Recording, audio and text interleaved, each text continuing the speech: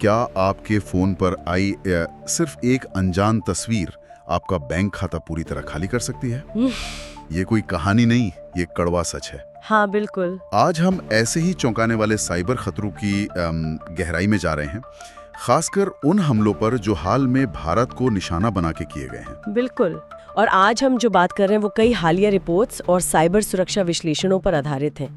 ये साफ दिखा रहे हैं कि कैसे कुछ हैकिंग समूह, जिनका लिंक अक्सर पाकिस्तान से जोड़ा जाता है, हाँ, वो भारत के महत्वपूर्ण रक्षा संस्थानों, सरकारी वेबसाइटों और अब तो आम लोगों को भी निशाना बना रहे हैं। तो हमारा मकसद आज यही समझना है कि इन हमलों के पीछे क्या है, हैकर्स कौन से नए नए तरीके अपना रहे हैं और सबसे जरूरी हम खुद को इनसे कैसे बचा सकते हैं। सही। तो चलिए शुरू करते हैं हाल की कुछ बड़ी घटनाओं से।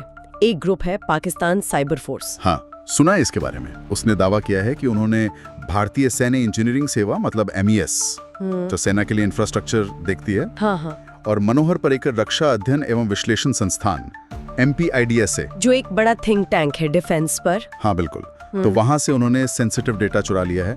कहा जा रहा है कि इसमें डिफेंस के लोगों की पर्सनल जानकारी उनके लॉगिन पासवर्ड तक हो सकते हैं। और ये बहुत गंभीर बात है। बात यहीं खत्म नहीं होती।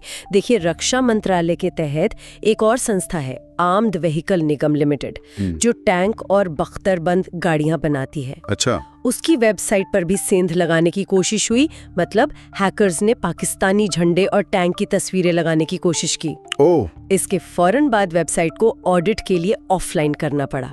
ये घटने देखो, ये असल में भारत और पाकिस्तान के हैकिंग ग्रुप्स के बीच एक तरह की साइबर वॉर का हिस्सा लगती हैं। दोनों तरफ से दावे हो रहे हैं, हमले हो रहे हैं। ये हैकर्स आखिर ये सब करते कैसे हैं? इनके तरीके भी तो बहुत शातिर होते होंगे। हाँ बिल्कुल, और तरीके लगातार बदल रहे हैं। एक तरीका जो काफी चल रहा है वो है धोखा देने वाली PDF फाइलों का इस्तेमाल। PDF फाइल्स, वो कैसे? ये फाइलें बिल्कुल सरकारी दस्तावेज जैसी दिखती हैं। जैसे मान लीजिए पहलगाम आतंकी हमले पर रिपोर्ट, ऐसी कोई हेडिंग होगी। हाँ, भरोसेमंद लगती हैं। लेकिन असल में क्या होता है कि उनमें खतरनाक लिंक छिपे होते हैं। क्लिक किया और आपकी जानकारी गई। बाप रे। और खतरा सिर्फ PDF फाइलों तक ही नहीं है। कुछ ग्रुप्स हैं जैसे APT36, ट्रांसपेरेंट ट्राइब भी कहते हैं इसे। ये फिशिंग ईमेल के जरिए क्रिम्सन रैट जैसा मालवेयर फैला रहे हैं। क्रिम्सन रैट, ये क्या चीज है? ये एक तरह का, आप समझ लीजिए, जासूसी सॉफ्टवेयर है। कंप्यूटर से आपकी जरूरी जानकारी चुरा सकता है। इसी तरह साइड कॉपी नाम का ग्रुप रेलवे, तेल जैसे सेक्टर को कर्ल बैक रैट से निशाना बना रहा है। ये तो हैकर को कंप्यूटर का पूरा कंट्रोल दे सकता है। मतलब सिर्फ जानकारी नहीं, पूरा सिस्टम ही उनके हाथ में। और वो पुराने तरीके जैसे DDoS अटैक वगैरह, वो भी चल रहे हैं। DDoS अटैक में क्या होता है कि हैकर्स बॉटनेट, मतलब हजारों हैक किए हुए कंप्यूटर, उनका इस्तेमाल करके किसी वेबसाइट पर नकली ट्रैफिक भेजते हैं। बहुत सारा ट्रैफिक। हाँ, ताकि वेबसाइट बैठ जाए। बिल्कुल। असली यूजर पहुंच ही नहीं पाते, सर्वर ठप पड़ जाता है और फिर हैकर्स को घुसपैठ का मौका मिल जाता है। और हाँ, फिशिंग और स्पैम तो है ही। ईमेल या मैसेज से पासवर्ड, बैंक डिटेल्स निकलवाने की कोशिश। और स्पूफिंग भी तो होती है। हाँ, स्पूफिंग भी आम है। मतलब किसी बैंक या सरकारी विभाग का नकली ईमेल या वेबसाइट बनाकर आपको फंसाना। सब कुछ असली जैसा लगता है। इन सब में शायद सबसे ज्यादा चौंकाने वाला मामला जबलपुर से आया है। जरा सोचिए, एक व्यक्ति के WhatsApp पर एक अनजान नंबर से सिर्फ एक तस्वीर आती है, बस एक फोटो। और जैसे ही वो उस तस्वीर पर क्लिक करते हैं, बस एक क्लिक, उनका फोन हैक। सच में? हाँ, उनके फोन में कस्टमर सपोर्ट जैसा दिखने वाला एक ऐप अपने आप डाउनलोड हो जाता है और देखते देखते उनके बैंक खाते से करीब 2 लाख रुपए साफ। 2 लाख रुपए सिर्फ एक तस्वीर क्लिक करने से? ये हुआ कैसे? ये कोई जादू नहीं है, ये एक खतरनाक तकनीक है, स्टेगनोग्राफी। स्टेगनोग्राफी, ये क्या होता है? इसमें हैकर्स क्या करते हैं कि तस्वीर के अंदर ही, उसके पिक्सल में ही एक अदृश्य खतरनाक लिंक या कोड छिपा देते हैं। वो दिखता नहीं है। अच्छा। जैसे ही कोई उस तस्वीर पे क्लिक करता है, वो कोड एक्टिवेट हो जाता है और फिर वो कोई मालवेयर या जासूसी ऐप इंस्टॉल कर देता है। और फिर हैकर का कंट्रोल? बिल्कुल। हैकर के पास आपके फोन का रिमोट कंट्रोल आ जाता है।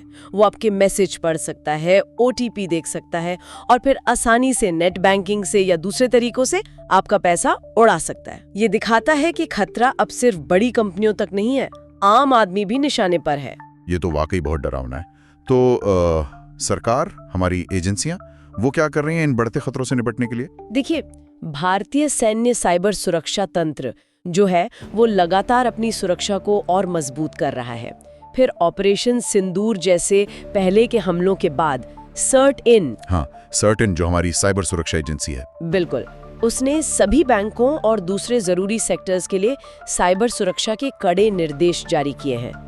साइबर स्पेस पर लगातार नजर रखी जा रही है, खासकर पाकिस्तान से जुड़े ग्रुप्स की हरकतों पर। और आम लोगों के लिए भी कुछ चेतावनी जारी हुई है? हाँ, आम लोगों को भी अलर्ट किया जा रहा है, जैसे कि .exe फॉर्मेट वाली अनजान फाइलें ना खोलें या फिर डांस ऑफ हिलेरी जैसे अजीब नाम वाली फाइलों से बचें। ये तो हुई सरकारी कोशिशें, लेकिन सबसे बड़ा सवाल तो यह है कि हम अपनी सुरक्षा के लिए क्या कर सकते हैं? बिल्कुल सही सवाल है, और इसका जवाब कुछ बुनियादी बातों में छुपा है।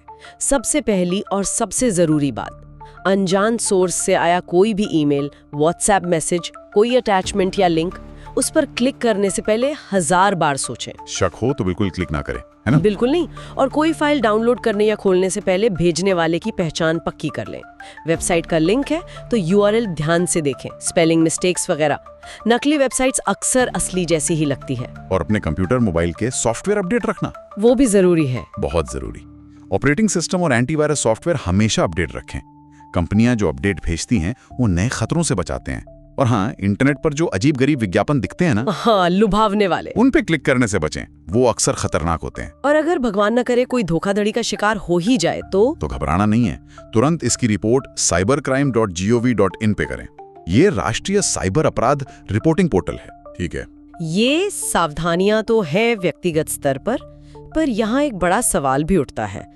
जैसे जैसे ये डिजिटल जंग का मैदान बढ़ रहा है, क्या सिर्फ अपनी सुरक्षा करना काफी है, या हम सबको मिलकर एक समाज के तौर पर इस साइबर सुरक्षा को मजबूत करने में कैसे योगदान देना चाहिए, ये सोचने वाली बात है। वाकई एक अहम सवाल छोड़ दिया है आपने।